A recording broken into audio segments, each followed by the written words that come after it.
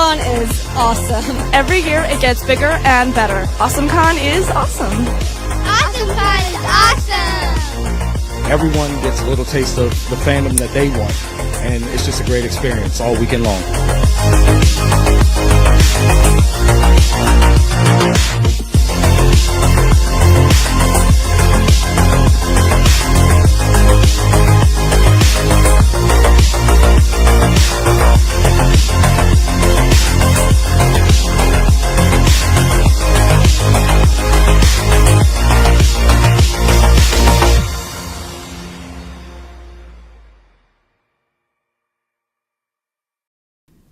All right, we're live here at AwesomeCon 2019. It's been one heck of a weekend. It's just a Saturday, and now I'm not Jerry. I'm here with Chris, obviously, and we're obviously with the man of the hour right now, fresh off of his panel, Mr. Hilton. The hour, no more. Oh, after this hour, I am nobody. Trust me. Nobody.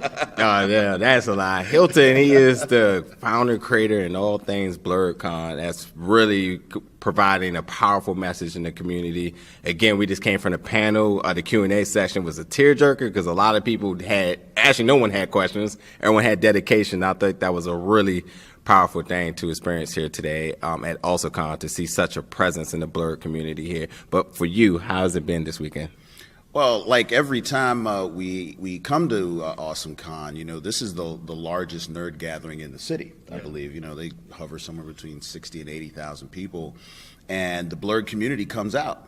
And I think what's different about AwesomeCon compared to any other fandom convention that you and I or anybody would go to is that we get a large number of convention goers who only go to this con once per year because of the pop culture nature of it. Yeah.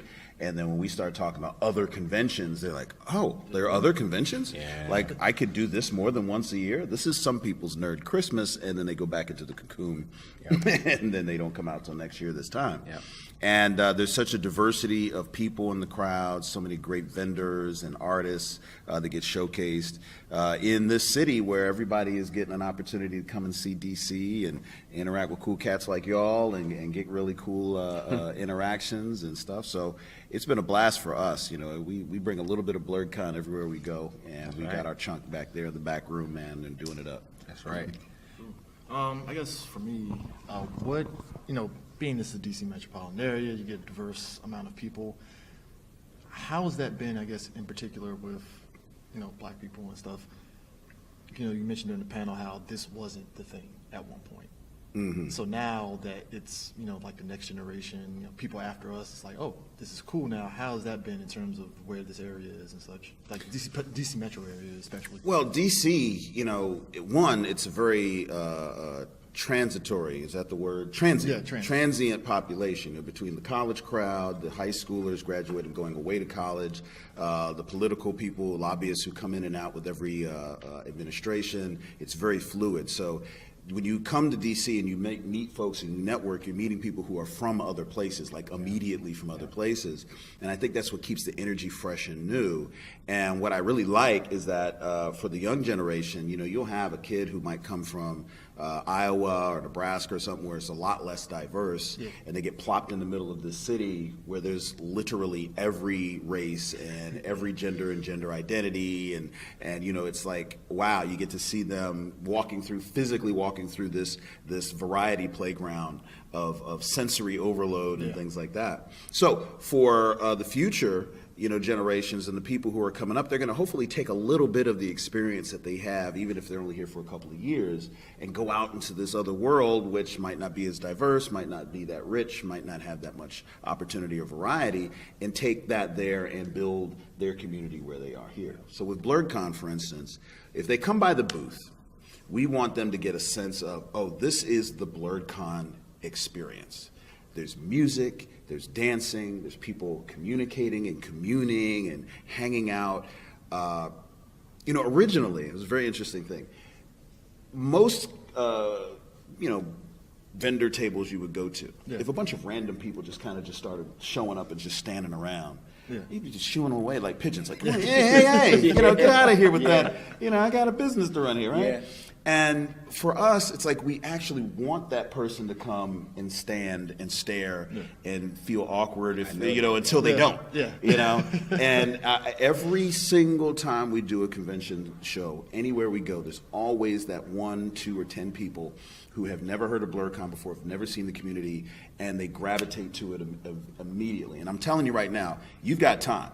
You're going to come by the booth, and now that you're looking for it, you're going to be looking, who is that dude on the periphery somewhere? I saw your guys' video at the church thing, and that's a crowd that's like a 180 from this crowd, and yet they just gravitated towards y'all table. It was crazy. Okay, so y'all ready for some soapbox theory? Let's get it. Okay, all right. All right. So us in the nerd bubble, we see all the nerd and geek and black nerd and black geek and blerd activity within the community. Yeah.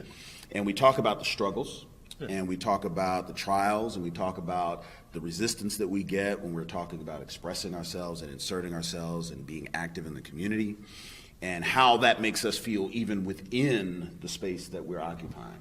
But one of the things that nobody that I know of has really addressed or has spoken on is the theory or the question of how many people who are looking at the struggles inside the bubble from the outside are staying outside the bubble because they don't want no part of that. How many black nerds are out there who only interact with their geekdom in their basement, in their PS4 setup, 60-inch screen, the command station. The command station, right? And how many people, the only interaction with their geekdom is when they go home and they're binging, anime. But then when they step outside that door, it's just, just keep it in because I keep that at home, and they don't understand the community. They don't understand the conference space, right? So when you go to a space like a church black college fair, and you say black nerd convention, you have reversed the equation, right? Yeah. The equation goes both ways, right? So when we're here inside the geek space, we are marketing to POC, diversity, black nerds who are in the nerd space to come to our micro nerd space, which is Blerdcon. Yeah. When we're out in the general population, if you will, we are telling black nerds there is a space. Yep. There is a community that are not even active at all, in this community space to come and join just the community in general. And we become the window into conventions and a window into cosplay and a window into expressing that nerddom and geekdom. And when you see an 11-year-old and a 12-year-old and high schoolers and middle schoolers, it's like, my son loves this. I didn't know other kids did that. You're like, yes, come over here. Oh my God, it's Chun-Li. So we have a unique opportunity with that space to expand the pie. Because there is what do they call it? A critical mass with every market segment. Mm-hmm. And there's a critical mass of Blerd and Blerd adjacent population within the con space right now. We're going to hit that at some point. The only way we're ever going to grow beyond and bring more new energy in is that we're going to have to reach outside of the nerd space to bring those people in. Yeah. And if we're the landing point for them to enjoy the whole nerd community, then we will have them as part of our community to start with. Yeah. And we will be the impression that they have that they take to every other con. Yeah. We may be for a while the only con they know. Yeah. And that's an immense responsibility. Yeah. We got to get it right. Yeah. Because we get it wrong. We got a whole bunch of people marching out there with the wrong ideas and everything like that. So, man, there's a lot to take from that. Ooh. I think the first thing I want to say is too, honestly, is my testimony earlier today is that I am very used to being around a table, and one of your volunteers was like, hey, you have to move, otherwise, the fire general or whoever are going to shut us down. And I'm thinking that's a shoe. She's like, no, come here. And I'm like, oh, okay. You got to move in. Yeah, I'm used. Going to other cons. You by that table and you're just floating around, and maybe you're waiting for somebody to come back, or some of the trickery when you're trying to purchase things at other cons. It's like you have to move, get out of this area. So absolutely, it was like home to say hey, come in. I'm very shy. I gotta admit, I'm very shy. I was dancing around earlier. I can do a purpose. That's it. But I was dancing around. I actually was that felt good.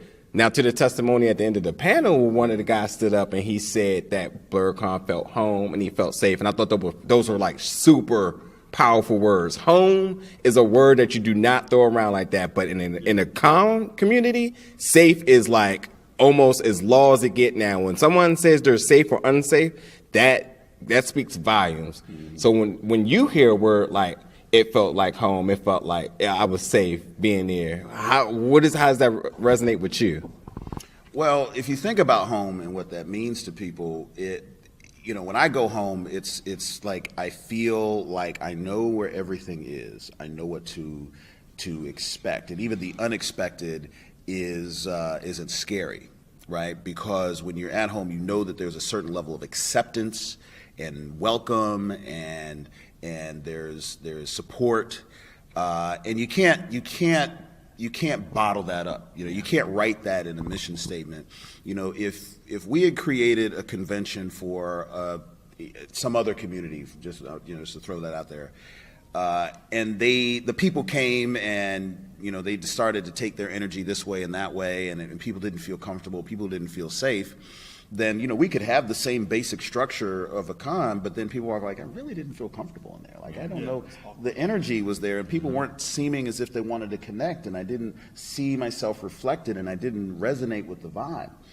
The vibe is what the people bring.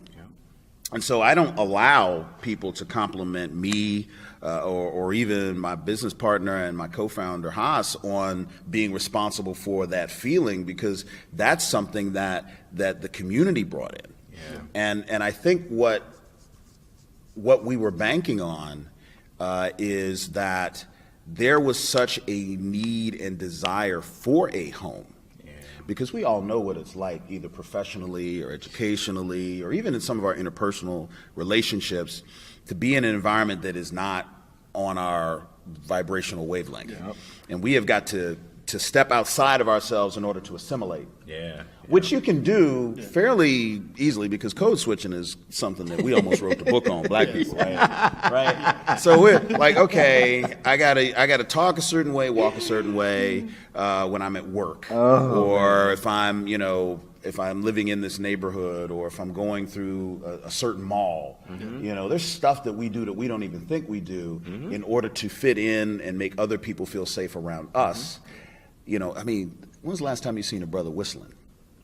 Right? I know if I'm at a certain environment, it's a defense mechanism that it was like, okay, if I want people to feel comfortable around me as a black person, as the only black person in this environment, and they're about to cross my path in a hall or on the way, you know what? I'm going to whistle. Yeah. Hey, no one has ever whistled before they murdered somebody, right? It's not even in the movies, right? And it's not fair and it's not right, but it's just it is part of the defense mechanism. Yeah. And living like that year round everywhere is exhausting. Yeah. Yeah. So if you think about the opportunity for some people, because we're privileged, we're the privileged few.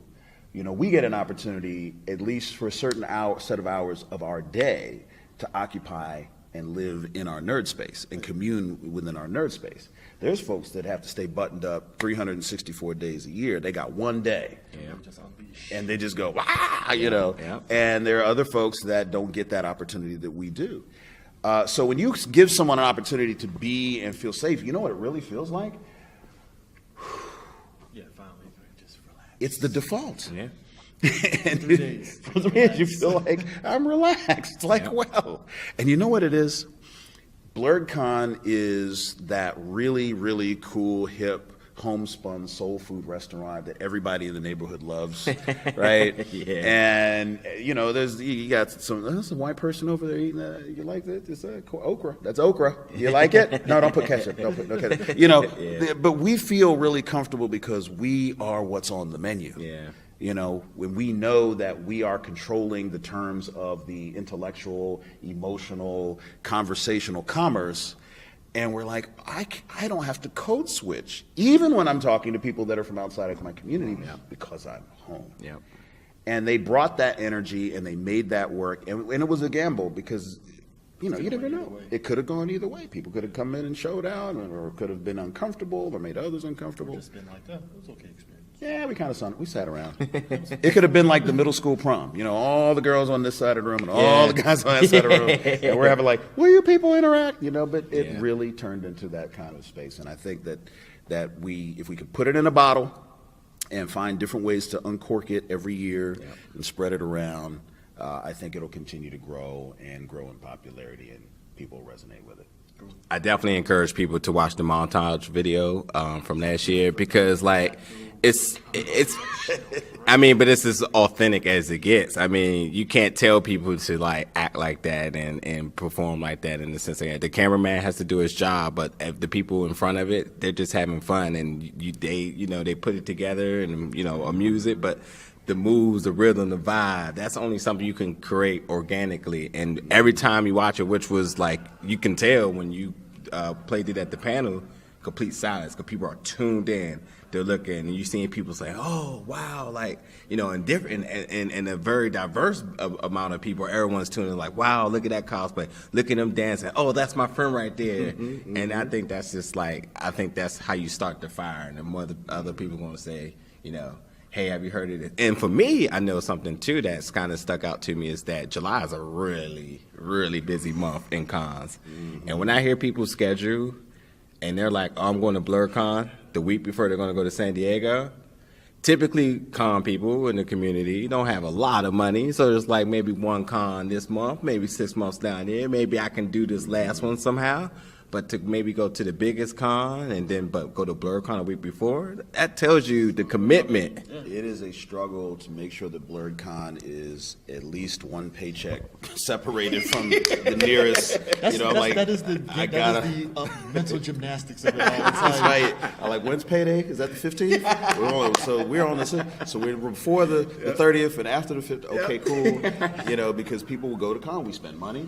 We got to pay for hotels. We got to pay for flights. We got to pay for our cosplays and all the stuff that we do. We eat. Yeah. How about that? I need that. I need that now, actually. and so it's really crazy watching that whole thing. And as you know, we ended up scheduled on the same weekend as Otakon this year. Now, the funny thing is that, we have such a strong core following. And Civil War. There were folks who were like, "We could do this, man. You go up against Otakon." Like, that's not how the community works. Folks, there was a literal East Coast, West Coast beef redux again. I'm not even joking. Like, people on Otakon pages like, "You gotta come here." No, I'm not even joking. Like, if you saw the Facebook pages, it was hilarious, and it was like, oh god, it was gonna get out of hand real quick, and it was like I said, I can't really come up with a solution until I get another date. But I always intended, as soon as I found the date, because Otakon has set their dates like 10 years in advance. So there's really no moving a monolith like that, on a dime. And we are more nimble. We're a smaller convention in a smaller space. So I immediately called the Hyatt, set it up, and as soon as we got the date, I wrote the little write up, because people don't know that we're all partners in this community, and they support us and we support them. And these things happen all the time. But it was just so funny, and it was kind of heartwarming, to see people say, "You know what? We ain't going to their con. We're coming to your con." Like, I like it, but the math is like, you got a 30,000 person con happening 2.5 miles away on the same weekend as Literally yours. Like, I don't want to be sitting at my con empty, looking from the rooftop over at Otakon, like, "Oh, look at that." Nice. It's like, this is bad business. But there is this sense of, and it's mainly in anime conventions, you'll find that people take ownership of their con. Oh yeah. And unfortunately, you don't see that in pop culture or comic conventions. People go based on what's happening at the con, and this is a reality that the people at AwesomeCon know. So I'm saying it, but it's not a dig. That's just the nature of the population. About 2 years ago, you had the Doctor Who thing was happening here at AwesomeCon. They went all Who, man. They went all the way to I think they had like every doctor. We bring in every doctor, and we ain't doing nothing else. Recent doctors. We bring in the doctors, the nurses, every Who, Horton heard a Who. Everybody's getting a Who. So the Who fans were like, from all over America, were like, "We're coming to AwesomeCon." Now, this is the hometown con for DC, right? There's no loyalty. They had the Civil War Avengers people coming to the same weekend at Philly Comic-Con. So people are like, "F that, I'm going to Philly." So I'm up in Philly, because I'm not a Who fan like that, but I'm up in Philly. I'm like, "Ain't you at AwesomeCon? That's right down the street." They're like, "Nope, come over here to talk to Chris Hemsworth." Chris Evans. Right, Chris Evans, Mackie, Stan, they're all coming to see all of them. And if it had been an anime con, like AnimeCon fans, even if they have a bad experience, they'll get on YouTube and they'll cuss the con out. We know. You better not. We're veterans I of this wish, game here. I wish, and this wasn't right, and you need to do this, and then but they'll end it by, I'm gonna come next year, and you better take my advice, and you better get it together, because it's like, this is my con. Yeah. You know. Yeah. And I think that is the dynamic that we have recreated with a multi-fandom con in a short time with Blerdcon. So I guess to finish it out, so this year you got a good lineup Oh of my gosh! guests. So This you want to break year- it down for folks that are Okay. coming? Or can you drop something maybe? He dropped the videos already. No, I didn't drop something. Okay, There's something. okay. I've got something to drop. Okay. Just because we go back like spinal cords and Yes, we do. causes, man. I'm going to drop something just for Yes, you, and you've been yes. holding that mic, and right, make all sure you get All blessed right, for that. all Okay, so check it. So Blerdcon's got this probably the best lineup of guests that we have ever had, and I say ever like we haven't been just 2 years, but it's in the long history. Top last year. So we got Bo Billingsley, and if you are a voice actor follower who is looking at anime, sci-fi, video games, this guy has voiced more voices than I've heard. Like, I mean, he's been all over it, but not the least of which is Jet Black from Cowboy Bebop, which has a cult following, and there's just people who are just super excited, and he's just the coolest guy, and he's coming in. It's going to be amazing. We've got the Samurai, so we got this martial arts, group, quadrant in the nerd community that just loves everything samurai and ninja related, and she is a self-taught, warrior, and just has an amazing following, and she's coming all the way from London, right? So a lot of folks are really excited about that. Nice. On top of that, we have got Rachel True, who's everybody's 1990s crush from The Craft and CB4 and Half and Half and what's the other one? Half Baked. Half-Baked. And she is just amazing. She's just coming out.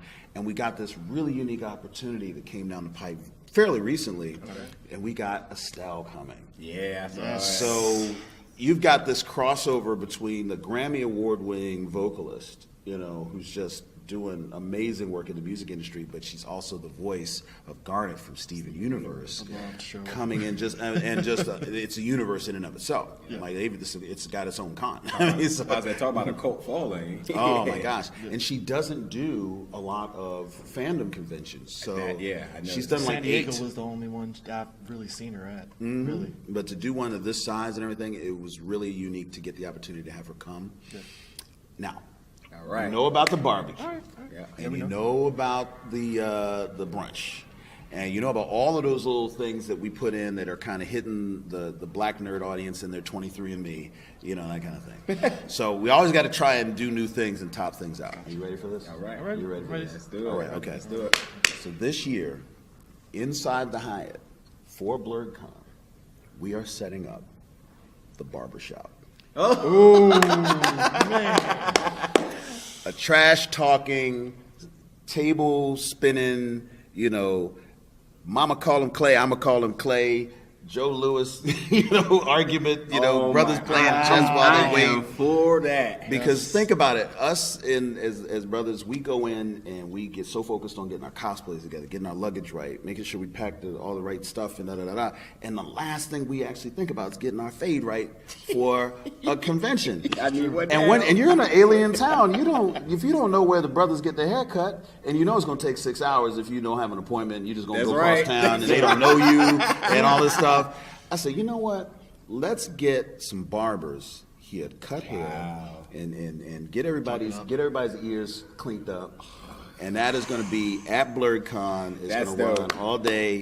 You have officially opened it up to a different set of people. It's going to be crazy. Again, forget the haircut. The conversations. Just that's the gonna go conversation. down about- Like I go to a barbershop already, but like you hear the conversations like football and like Jay-Z and stuff. But like like, I think I wore your Blerdcon shirt there, and they was like, "What's that?" And I was like, "Oh, it's Blerdcon, it's, you know, down there and stuff." And then I think a couple of them got kids, and they take their kids to these comic conventions, but they're never really like. So now you're bringing that audience into this now. So yeah, it's, Yep. And these are nerd-aware barbers. So the conversation is going to be around Dragon Ball and Naruto and Star Wars. Oh boy, and Endgame. We're the strongest. You know, it's going to be while getting a fade. So Okay. you know, so be ready. And there's some other stuff that we may be dropping later, but those things are not written in stone. This is, and I think what's going to happen is people are going to walk in the room and they're going to walk in the door. It's going to be an open area, and there's going to be a barber shop, and people getting their hair cut, and there's going to be some Curtis Mayfield playing in the background, and everybody's Ancestry.com is going to get hit, and we just going to be like, oh, Crystal City has officially, that corner of Crystal City is officially like black. I might ask. It's going to be February and July. We're It really is. It's like, 'cause, okay, I used to work. February. Ooh, that's a Like, nice I little used thing. to work You in Crystal you heard City. that? I used to work in Crystal City, and that's like, it's like the white, pretty. It's pretty white. Pretty white. Pretty white. You know, and like you putting that White. there on a week, like you're starting on a Friday. Yeah. Everybody's getting off work, so you're already there just. Yeah. It's just going to be like this magic effect, man, that like you saw in Ghostbusters. It's like this energy is going to emanate from the building, like, and all of a sudden you're gonna see people putting like, you know, Lowry seasoned salt on their food they've never done before. Like, what is going on? Chick-fil-A, what's going on here? Wait, it's like, wait a minute, am I putting vinegar on my greens? What is going on? There's something happening here in Virginia. Honey, get in the car. We gotta follow the signal. I got a counter, and we're gonna follow the signal. There is some serious negrosity By default, going on. by default, that has to be videoed and Instagram. No, seriously, I don't think I've ever had a haircut video, but I need all of that. I need that haircut montage going on while I'm talking trash, while my barber taking an hour because he talking trash too. And I'm Never looking mind. back like, You understand this. To really finish this out, you have set the game changer for every black convention out Oh, here now. yeah. They're gonna see that and be like, okay, they really, we gotta get a barber in here. Pro now. chairs too. Yeah, exactly. Like we're not gonna sit in there. Ain't gonna be no fold out See, I was chairs. thinking that, Like, but it's gonna now, be- okay, You're gonna be like, oh, I'm ready. You know? I'm ready. And look, and we're gonna make sure that they go like everything you do in your shop that makes your cut special. We want to make sure you are able to have that in your station here Even at the when we get con. fades And well, and then there's cosplay fades too. So there's people who do different haircuts from Friday to Saturday because they're doing Blade one day and Aqualad the next, and you know that's got a legitimate thing going, right? That's true. And you know, I said, look, I forego want a y'all, haircut that I want week y'all just to to go. like, you know, you get the haircut, and the brother takes the alcohol, puts on a hand, and it burns, even though he ain't cut your back. Like it's still burn. Like, why is it burn? You ain't no cuts back there. It's like, you know, like how did you burn me and not cut me? Like that's how I want it to be. And so it's going to be cool. And y'all should shoot like a little interview video, or the three black geeks get 3 black fades. We'll do This it. is the 3 black fades episode. 3 black geeks. Hey, I'm cool. I might fall asleep in the chair, so You too old for You that. gonna do that? You all do. With these When you're guys in the comfortable. camera? You gonna let these guys with the camera see you sleeping Not in with the the chair? music playing, man, and the heat and the argument. You ain't falling asleep. You gonna wake up with a clean fade and, Exactly. And toothpaste. that's white people don't do that, by the way. They ain't black people. You just get clown like you just saying that. You know that we do. Yeah, I was about to say what? That's true. But you know what? Me and Naja, we appreciate it. Yeah, Definitely dude. appreciate it and stuff. Appreciate you talking to us and stuff. We've talked multiple times. Yeah. We eat chicken. It's awesome and stuff. But yeah, 3 Black Geeks and Big Old Belt Group Show, by the way. right. Wrestling That's fandom right there. That's right. So we're out. So